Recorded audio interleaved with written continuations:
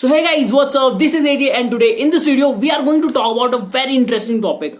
और बहुत से कमेंट मैंने देखे थे, बहुत ही ज्यादा कमेंट मतलब मैंने देखे हुए हैं जो मेरे चैनल पे आते रहते हैं और कमेंट होते हैं भैया दैट कि ना मैं अभी 11th क्लास में हूँ तो मैं कैसे प्रिपेयर करूँ, और बहुत से बोलते हैं मैं 12th में अभी अपियर कर रहा हूँ तो कैसे मैं एमयूसीटी के लिए प्रिपरेशन करूं। और एक बहुत शानदार चीज मुझे यहाँ पर देखने को मिली है, एक 9th क्लास का स्टूडेंट था और उसने मेरे से बहुत ही ज्यादा क्वेश्चन पूछे थे अबाउट द एमयूसीटी, भैया कि मैं कैसे प्रिपेयर करूं। और समझ रहे हो ना, अभी 9th में और देन इतना जुनून है उसे इस फील्ड में आने का। सो today in this video we are going to talk about this, that if you are in a younger age और अभी आप कोई 9th 10th 11th 12th class में हो और फिर आप कैसे यहाँ पर प्रिपेयर कर सकते हो। और अगर आपने अभी अच्छा बेस बना लिया अपना, so it is very helpful for you, it will be very helpful for you in the upcoming exams, और जो भी आपके स्पॉन्सिव एग्जाम्स होते हैं तो उसके लिए आप पहले से प्रिपेयर रहोगे। तो बेसिकली हम आज इसी के बारे में बात करने वाले हैं। तो जब मैं इसके बारे में बात करूंगा ना तो 2 पॉइंट यहाँ पर मैं थोड़ा बताने की कोशिश करूंगा कि आपको कहाँ पे आपको ध्यान देना चाहिए, और अपनी गलतियों से आपको बताने की कोशिश करूंगा कि आपको ज्यादा रिलेटेबल लगे। तो सबसे पहले यहाँ पर आपको एक चीज ध्यान रखनी है। देखो, चाहे आप 9th में हो, 10th में हो, 11th में हो, 12th में हो, आपको क्या करना है एक 2 फोकस आप रख सकते हो, एक शॉर्ट टर्म फोकस, एक long term focus. Long term focus में आपने रख दिया जैसे एमयूसीटी एग्जाम, ठीक है, लेकिन जो शॉर्ट टर्म फोकस होंगे ना वो आपके अपने क्लास के एग्जाम होंगे। अब ये क्यों होंगे? क्योंकि ये ही इंपॉर्टेंट है। बहुत से हम सोचते हैं ना कि हम पहले से हम उस एग्जाम के लिए प्रिपरेशन कर रहे हैं, चलो हमने कर तो दिया, लेकिन हम क्या करते हैं उस टाइम पे ना अपनी क्लास का जो भी सिलेबस है, जो भी चीजें हैं वो छोड़ देते हैं।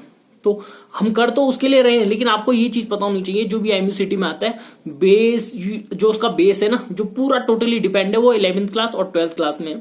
और इसमें एक चीज सब गलती क्या कर लेते हैं, जैसे कि आपने खुद को देखा होगा, खुद को या अपनी सोसाइटी जिसको भी देखा होगा, स्टूडेंट्स होते हैं वो 11th क्लास को लूज कर देते हैं, हमेशा लूज करते हैं। और मैं भी जो ऐसा स्टूडेंट था जिसने अपनी 11th क्लास में उतना नहीं पढ़ा, ठीक है।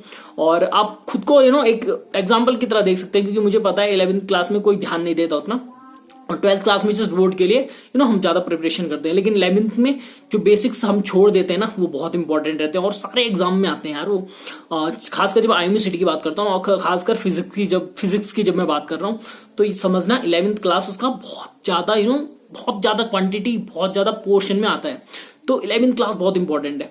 और इसको चलो मैं टेस्ट कर देता हूँ, ठीक है। टेस्ट के लिए एक सिंपल सी बात, 3 चीज मैं पूछूंगा, अगर तुम्हें पता है तो अपने से सोच लेना, अगर नहीं आता तो समझना तुम थोड़ा वीक हो। वीक तो ऐसा कुछ नहीं है, बस मैं तुम्हें बताना चाहता हूँ कि तुमने कितना ध्यान 11th में दिया है, ठीक है। फर्स्ट चीज है ऑर्बिटल वेलोसिटी का फॉर्मूला, किस किस को पता है? ठीक है, जिसको पता है सही है, जिसको नहीं पता वो थोड़ा सोचना। क्रिटिकल वेलोसिटी का फॉर्मूला पता है, नहीं पता है, जो भी है।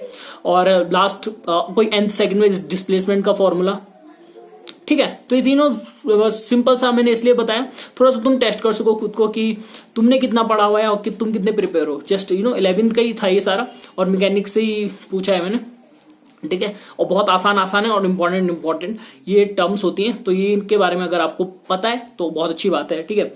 और बेसिकली हम क्या करते हैं ना, देखो एक चीज मैंने जो ध्यान दी है, देखो 12th का जो हमारा होता है ना, जो भी पोर्शन हमारा 12th का है, तो 12th में हम अच्छे से प्रिपेयर करते हैं। यहाँ पर आपने देखा होगा जैसे हमारा इलेक्ट्रिक फील्ड का चैप्टर है, बहुत आसानी से सबको याद रहता है। फिर हमारा इलेक्ट्रिक करंट, ये सारा सीन हो गया, तो इसमें भी बहुत आसानी से ना सभी को याद रहता है। और जो होती भी होगी प्रॉब्लम तो थोड़ा सा कह सकते हो ऑप्टिक्स में होती है, या कुछ ऐसे चैप्टर्स होते हैं जिसमें थोड़ा सा 11th से थोड़ा सा रिलेटेड होते हैं, तो उसमें थोड़ा प्रॉब्लम हो सकती है। अदरवाइज ऐसा कुछ प्रॉब्लम नहीं होती है। लेकिन हम कोचिंग क्लासेस ना, अगर हम किसी भी एग्जाम को क्रैक कर रहे हैं, मान लो जेईई मेंस का हो गया, चाहे आपका किसी आईएमसीटी का ही हो गया, तो बेसिकली हम ना 11th क्लास में लूज होते हैं। तो दैट्स वाई हम ना इसको कवर करने के लिए कोचिंग लेते हैं। और देखना आप कि बहुत सी वीडियोस भी ऐसी होंगी जिसमें 11th क्लास को ज्यादा प्रीफर किया जाता है, क्योंकि सबको पता है 12th तो सबका अच्छा है, लेकिन 11th में बहुत ज्यादा प्रॉब्लम है। खासकर मैकेनिक्स का जो सेक्शन है, मैंने पहले भी बताया मैकेनिक्स कितना इंपॉर्टेंट है, तो उसको आप एक अच्छे से कर लोगे ना तो बहुत हेल्प आपको वैसे एमयूसीटी में मिलेगी। लेकिन ये तो बताने वाली बात है, जो मेन फोकस है हम वही बात कर रहे हैं यहाँ पर कि कोचिंग क्लासेस में आप देखोगे तो एक एवरेज स्टूडेंट आएगा, या वो आएगा जिसका 11th वीक है। स्पेशली ये रहता है, ठीक है, क्योंकि बच्चे नहीं, जब हम एमयूसीटी की बात करते हैं तो उतना इंपॉर्टेंट मतलब उतना डिफिकल्ट रहता नहीं है एग्जाम। तो जस्ट मैं इसके बारे में बता रहा हूँ। और जो दूसरी चीज, जो भी यहाँ पर आप जूनियर क्लासेस में हो, 11th 10th 12th 9th जो भी क्लासेस में हो, अगर आपका ना आपको इसके लिए तैयारी करनी है एमएससीटी के लिए, तो एक चीज यहाँ पर मैं आपको सजेस्ट करना चाहूंगा, ये मेरी एकदम सजेशन है, ठीक है, एक बड़े भाई की तरह, कि राइट नाउ अपनी पर्सनैलिटी पे वर्क करना स्टार्ट कर दो। और ये बहुत ही ज्यादा इंपॉर्टेंट है, चाहे आपका एग्जाम हो गया, चाहे आपके इंटरव्यूज हो गए, चाहे आपका सोशल लाइफ हो गई या प्रैक्टिकल लाइफ जो आप कह सकते हो, अपने दोस्त से मिल रहे हो तो अपनी कम्युनिकेशन स्किल अच्छी कर दो। कम्युनिकेशन स्किल आपकी अच्छी होंगी, बहुतों का ये आपने देखा होगा, कम्युनिकेशन स्किल हमारी अच्छी होती है बट हम कैसे में यूज करते हैं उसके वर्ड को अच्छे से यूज नहीं कर पाते। जैसे हम दोस्त के साथ अलग ढंग से बात करेंगे, टीचर के साथ अलग ढंग से बात करेंगे, जैसे ही हम स्टेज पे चढ़ जाएंगे ना और हमें कुछ बोलना होगा तो हमें देखना होता है कि मेरे सारे मूवमेंट कैप्चर हो रहे हैं। वही सेम जैसे मैं कैमरे से बात कर रहा हूँ, अगर यहाँ पर मैं कुछ गलती करता हूँ या कुछ अब्यूज या कुछ गलत वर्ड का यूज करता हूँ तो सीधे कैप्चर हो जाएगा, या हाथ कुछ गलत कर देता हूँ तो ये चीजें कैप्चर हो जाएंगी। तो इसके लिए मुझे और अटेंटिव रहना पड़ता है।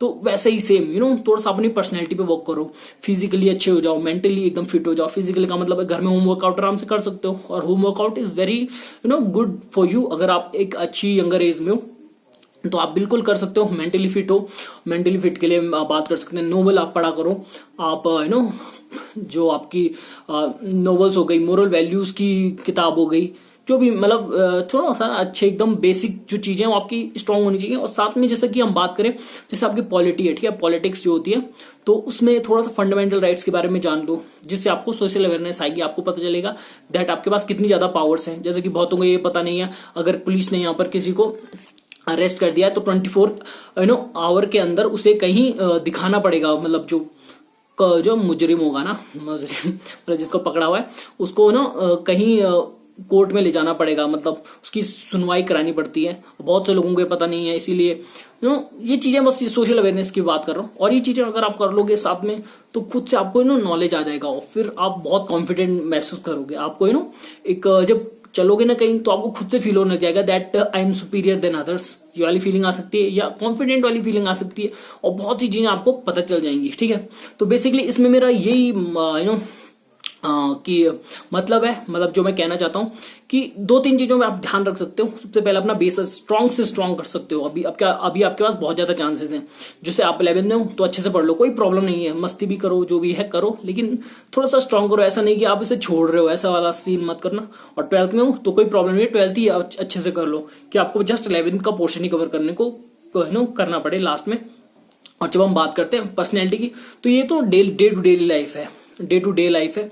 तो इसमें जस्ट आपको कुछ छोटे शॉर्ट टर्म गोल्स बना दो और ये आपको बहुत हेल्प करेगी। और ये पर्सनैलिटी का आपको बहुत ज्यादा जगह हेल्प होने वाली है। ऐसा नहीं है कि आपको बस ये इंटरव्यूज में होगा, आप खुद फील करने लग जाओगे और अपने आप को मोर कॉन्फिडेंट फील करने लग जाओगे। तो बेसिकली ये वीडियो में जस्ट मैंने ये थोड़ा सा एक वीडियो इसलिए बनाई क्योंकि बहुत से पूछते हैं, तो that's why this video is for them. So अगर वीडियो आपको अच्छी लगी और आपको लगा कि इस वीडियो से आपकी हेल्प हुई है तो बिल्कुल इसे लाइक करें, कमेंट करें, शेयर करें, सब्सक्राइब करें चैनल को, और मिलते हैं अगली वीडियो में।